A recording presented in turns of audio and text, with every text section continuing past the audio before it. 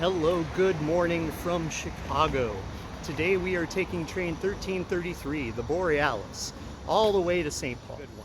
We're going to Chicago Union Station now, and we're going to get into the Metropolitan Lounge. Now, the Metropolitan Lounge, I don't believe, comes with a business class ticket, such as we're taking today on the Borealis. But I do have a lounge pass, so one way or the other, I'm going to get some lounge time. Chicago Union Station is Amtrak's Midwest hub, shared with several of Metra's suburban commuter rail lines. Our trip to St. Paul, Minnesota departs at 11:10 a.m., 4 hours before the longer distance Empire Builder, with both trips taking just over 7 hours. Arriving early at the station on a Tuesday morning before all but a couple of long-distance sleeper trains should afford me free run of the Metropolitan Lounge's amenities.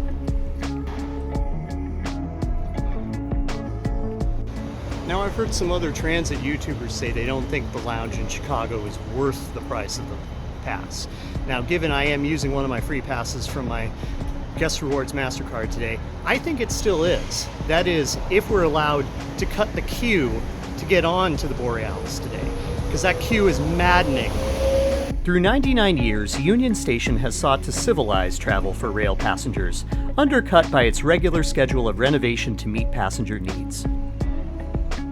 In May 2024, with Canal Street being reconstructed, the station entrances on Clinton Street are the best way to enter the station and begin a trip, as 4+ generations have done.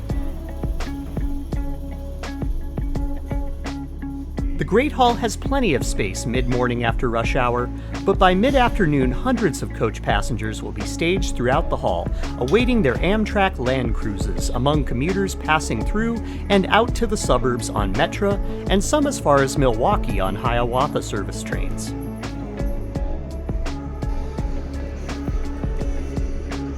Founders Room is open for a blood drive.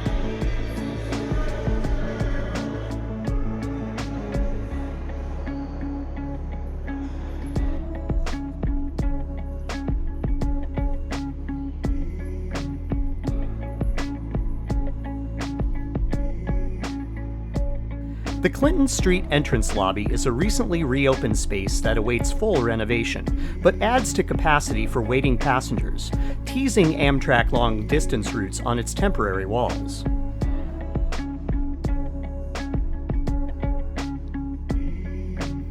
While the Great Hall is a nice place to start one's journey, the Metropolitan Lounge is where I like to prepare myself for departure.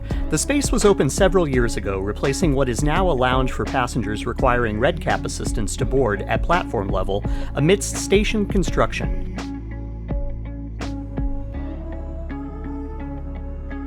Admission includes your run of all the hot and cold drinks you'd like, as well as prepackaged snacks, free bag storage at the front desk, and the ability to re-enter the lounge throughout the day should you have time to go back out into the city prior to departure.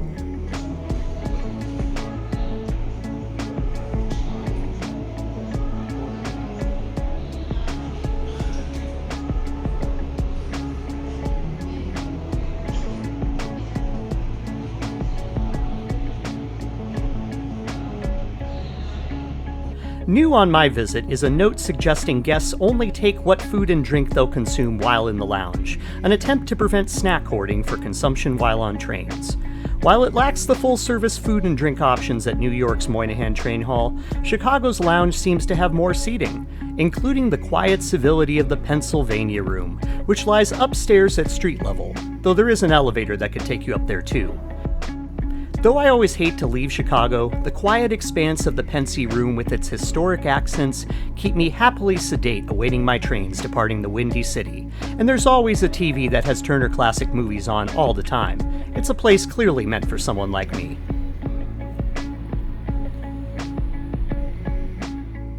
While those taking longer distance trains in either coach or sleeper cars are escorted from the lounge to boarding gates, passengers awaiting regional trains such as Borealis, Hiawatha, as well as Illinois and Michigan services are advised to self-transfer from the lounge 20 to 30 minutes prior to departure. This seemed way too early to me, but I try to be a good guest, so I bid my posh digs adieu and took with me my last impressions of the Metropolitan Lounge. Thus begins the chaotic journey through the maze of construction-restricted hallways toward the track-level coach passenger departure lounge.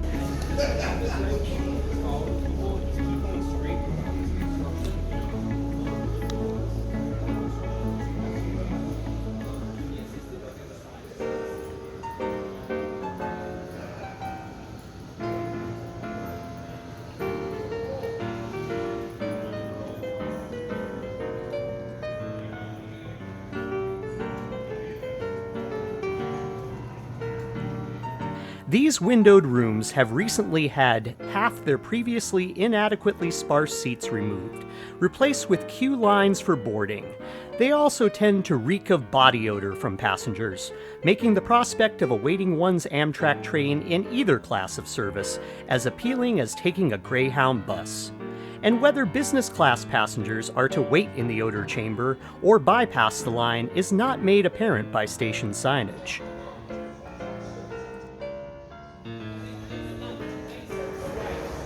That lounge smells terrible. Let's see if we can bypass that line. Not actually being that clever, I had correctly staged myself near Metra's north gates for my train on track 17. After red cap assisted passengers were boarded, the station agent confirmed that I had correctly avoided the poorly ventilated lounge with my business class ticket. 17 guy. Appreciate it.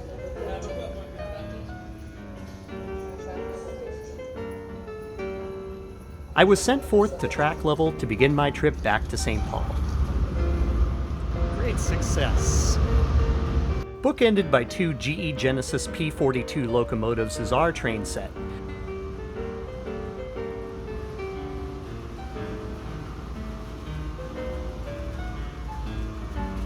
Business class is at the rear of the train in a 1970s built Amfleet 1 Cafe business class car, with 4 Horizon coaches built by Bombardier a decade later making up the rest of the consist. Amtrak is slowly receiving newer cars for regional services, but they don't have the well-padded, greatly reclining, recently reupholstered seats of our train.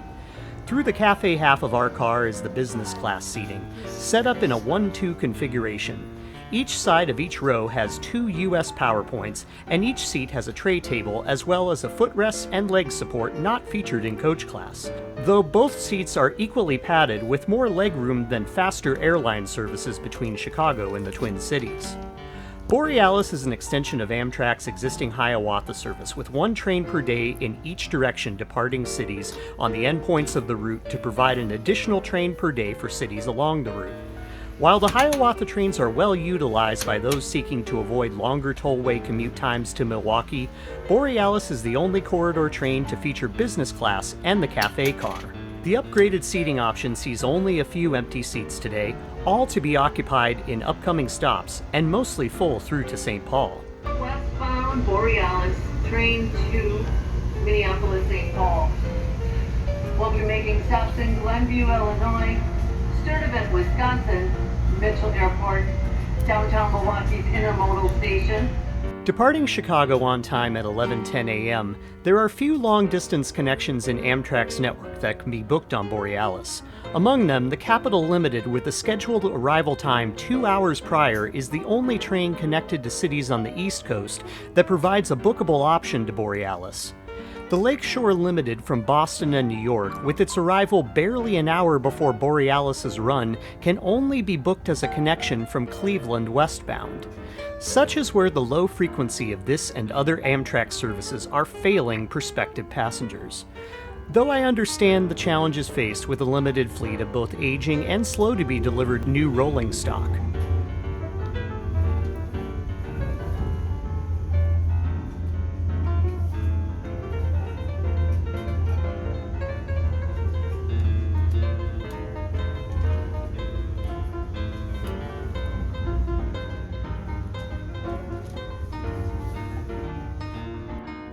In terms of what Borealis means to passengers commuting between Chicago and Milwaukee, there seems to be demand for the additional amenities of food, drink, and being spared the smelly departure lounge in Chicago that Borealis now provides.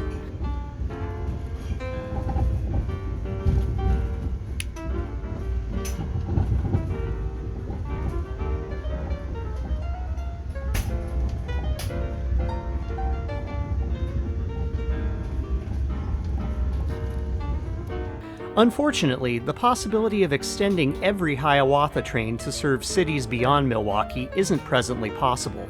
The state of rail infrastructure in between most cities in the Midwest is lacking, notably in signaling for trains, including adequate safety measures at grade-level crossings.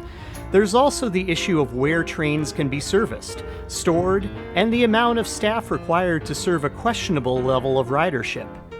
What the Midwest and much of the U.S. has lacked for decades is a highly utilized rail network. This is a concept I'm defining beyond the perceived number of passengers on board existing trains. Moreover, it's a representation of how conveniently trains operate between cities and the level of services provided to riders at all stages of the trip.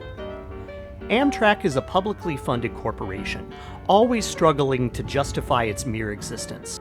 Their management seeks profitability as a measure for whether a train service should continue between cities, mostly on right-of-way not owned by Amtrak. Thus, an ever-present balancing act takes place where Amtrak only runs what it can to stay profitable on tracks that freight companies see as being meant to convey goods to a world of demanding consumers.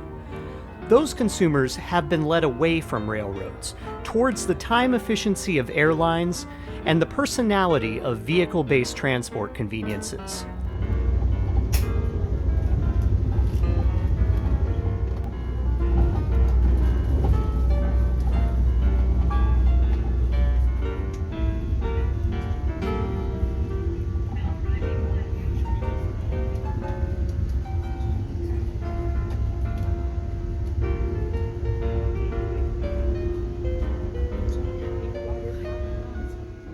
If the American public had more awareness of the existence of rail travel and public transport in general, the companies in control of railroads would then, as it currently stands, view the concept of rail travel worthy of infrastructure upgrades.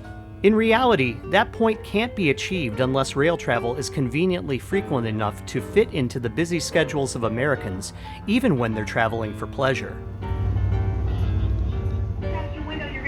Direction that the train is traveling. You're going to go into the opposite direction that the train is going. You will eventually come into the cafe car. Before I open up, I just want to go over a few little rules with everybody. If you're of the age of 12 years or younger, please make sure that you're accompanied by an adult at all times throughout the train. Also, for safety purposes, can we make sure that our shoes are on at all times throughout the train? Now, because there is a lot of us on the train today, we ask that you're going to sit in the cabin table. So if there is a party of two that somebody wants to join, we ask that you would be honored by the FDA regulations. There is no food besides Amtrak that is brought into the cafe. So that means only cafe car purchase only is allowed in the cafe. Also by the FDA folks, I cannot microwave your food, cook your food, store your food, refrigerate your food, hold your food. You need just to keep that at your seat.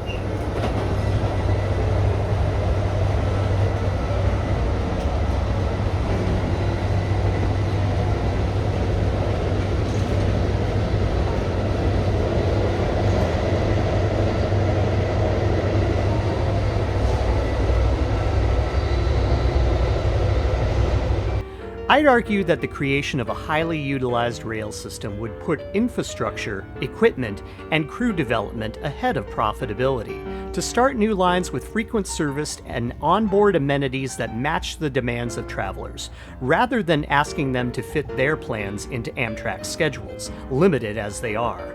But that's a tall order. Our nation doesn't have the hands working careers in durable goods the way we did in the post-war period. Moreover, the appeal to those seeking such work in new industries such as electric vehicles is the norm.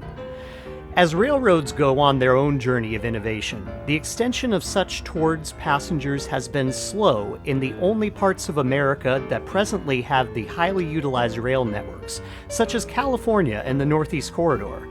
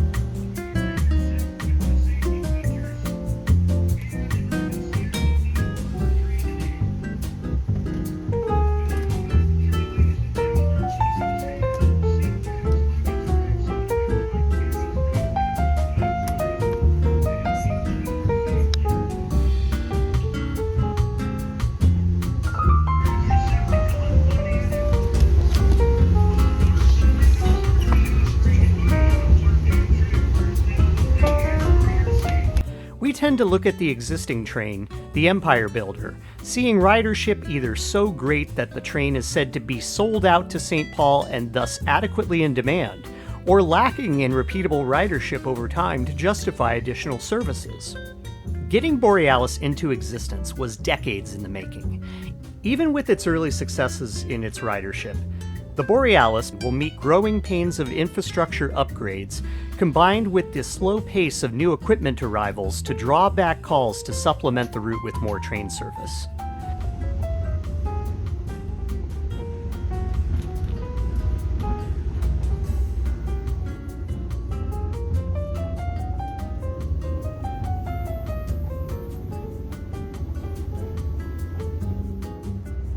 Also, because there's a lot of us on this train today, for you folks that are new traveling with the Borealis, there is no viewing car at all on this train.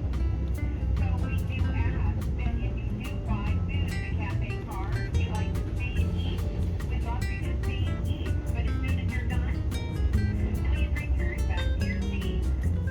Human factors such as how ridership takes to the experience of train travel both on the train and at the station will have to contend with the simple fact that even the highest speed train options, as far out in concept as they may be for this line, will never best the time it takes to fly between St. Paul and Chicago at just over an hour.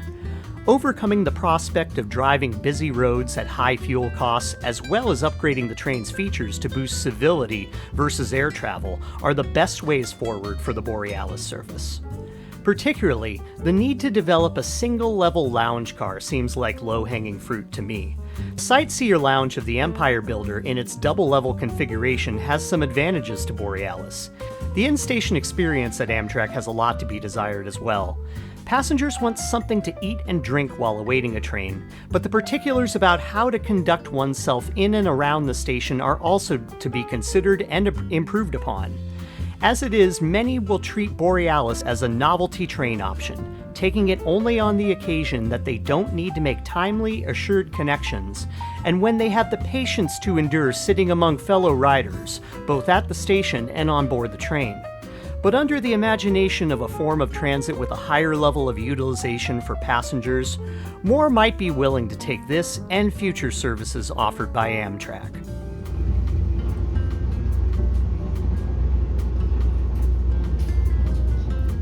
A rerouting of trains to serve the capital city of Madison, Wisconsin seems to have some traction in the state on a timeline that ebbs and flows along with election cycles. I'm encouraged by private rail ventures such as Brightline for the hope that investors with a positive outlook for passenger rail are out there, ready to take stake in freight companies and grease the wheels for future passenger service development. But the character of the Midwest has always been that people moved out here to escape faster-paced cultures that utilize passenger rail as a common option for their commuters. Change to that mindset is most greatly dependent on the costs inherent to upgrades on the system. Practically, one way forward might be within the ongoing investments needed in American highways. Since it's come time to reconstruct the aging interstate system, we should better engineer roads to accommodate passenger vehicles, goods moved by the trucking industry, and while we're at it, lay down some new rails to serve Americans. That would keep routes through small-town America less busy with freight trains.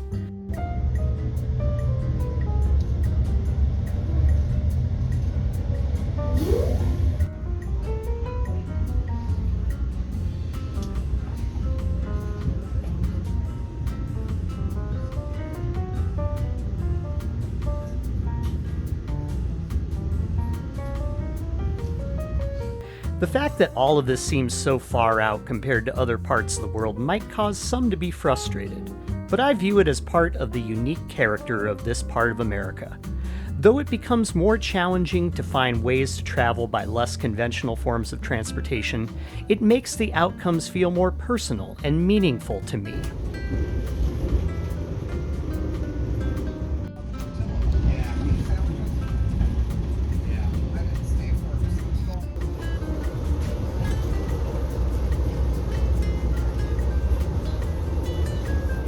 I try to travel simply, using upgrades like business class only when they afford me a significant advantage in quality of life while traveling.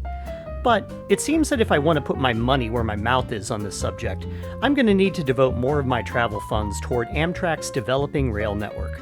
If I sacrifice my preference of comfy seats on multi-day long-distance routes for the airline-style seating efficiency of newly delivered venture train sets serving new regions of the country as they roll out, I'll be more a part of the developing system than someone set in their ways of convenient experiences.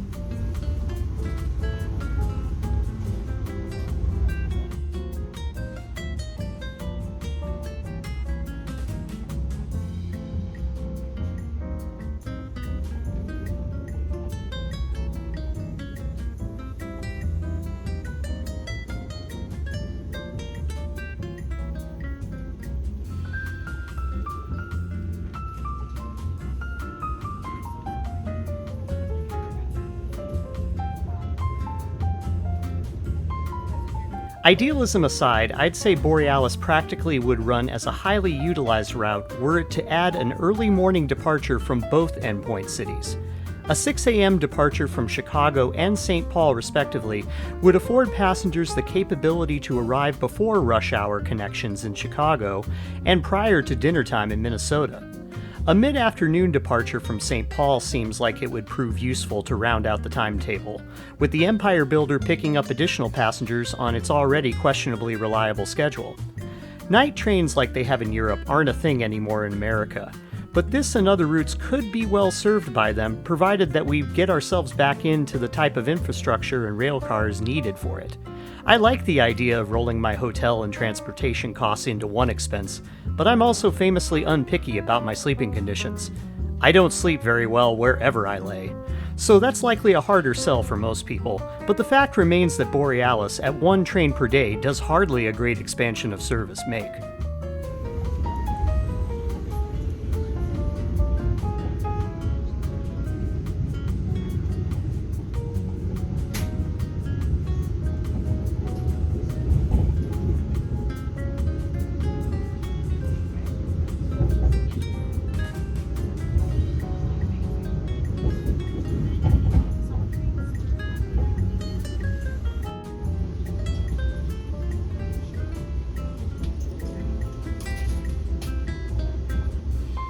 At this point in all my Empire Builder trips to St. Paul, the malaise from having to depart Chicago usually sets in something fierce.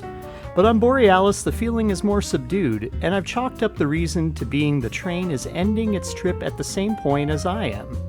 I'm not missing out on a journey to points further west, and that seems to make the return more palatable for me.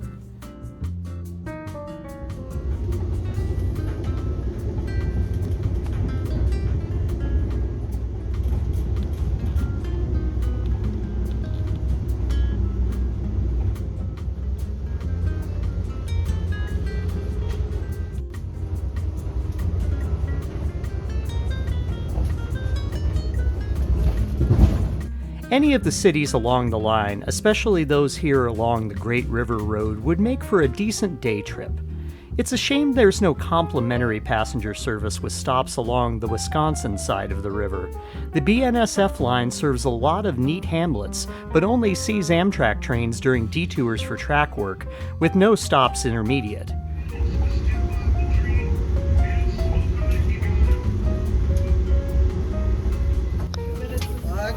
Minutes. 120 seconds. Tick, tick, tick, tick, tick. Yep. Tack, tack, tack, tack, tack. Winona again.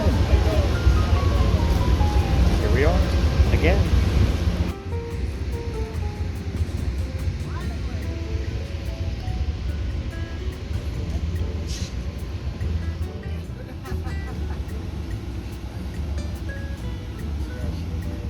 There's a lot of potential tourism throughout these smaller cities on both sides of the river, along with the utility of the train delivering folks from smaller towns to major airports in the Twin Cities, as well as Milwaukee and Chicago.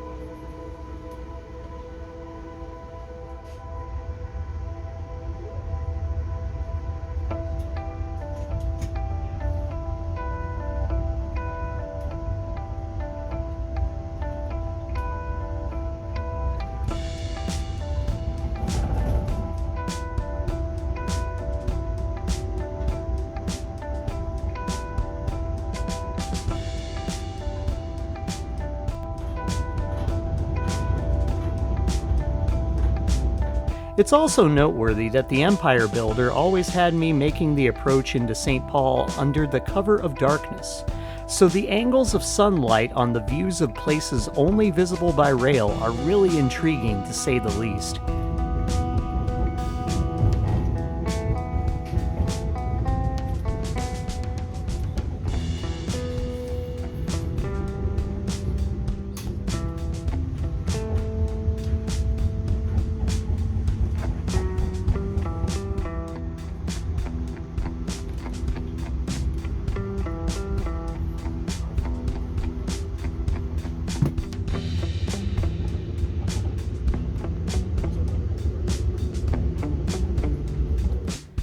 Time and train rolling on, we reach the Twin Cities metro area, running a handful of minutes behind schedule, but honestly, the whole trip went by in somewhat of a blur, probably due to my trip down having taken place only yesterday.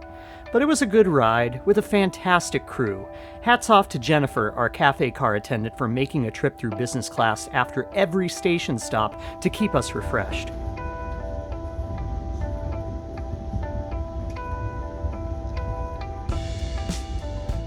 Ladies and gentlemen, at this time, please gather up your belongings and luggage and be ready to detrain when we pull into the station.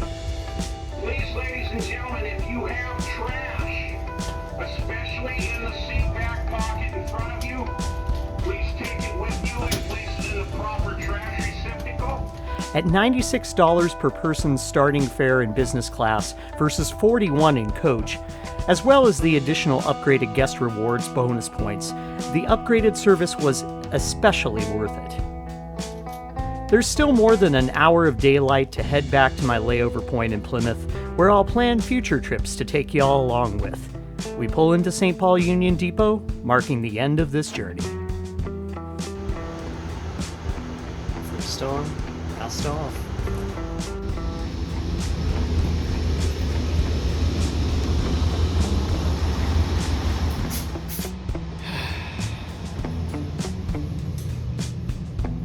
You know, when I was getting off, cafe car attendant said, "Welcome home to everyone, except me."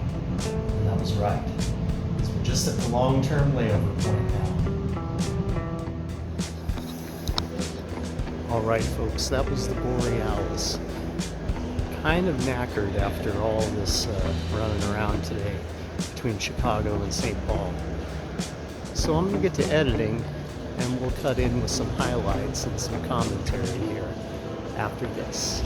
Alright, eastbound Borealis is a great improvement to Amtrak service along the line for the simple fact that the trip begins at St. Paul. No longer do we rely on the Empire Builder being on time over 2 nights, but the departure time is too late to make many Amtrak connections at Chicago. Westbound, the trip will save me from spending too much money on lunch and wandering Chicago before returning to Minnesota. I'm convinced on the value of business class and the Metropolitan Lounge, but the waiting room for coach passengers in Chicago is dismal. Amtrak needs to mitigate the crowding and improve airflow there. The service will be, in tandem, considered inadequate in frequency by rail fans and unnecessary by those who are die-hard against passenger rail under public subsidy. Hopefully Borealis can remain successful somewhere in between there. Thanks for watching, and a special thanks to all the new subscribers. We'll be making a coffee run next week on Metra's Rock Island District, and touring Kansas City's new airport terminal after that. Where are you going next? Leave it in the comments. Let's see what happens. And of course, thanks for watching. I'll see you next time.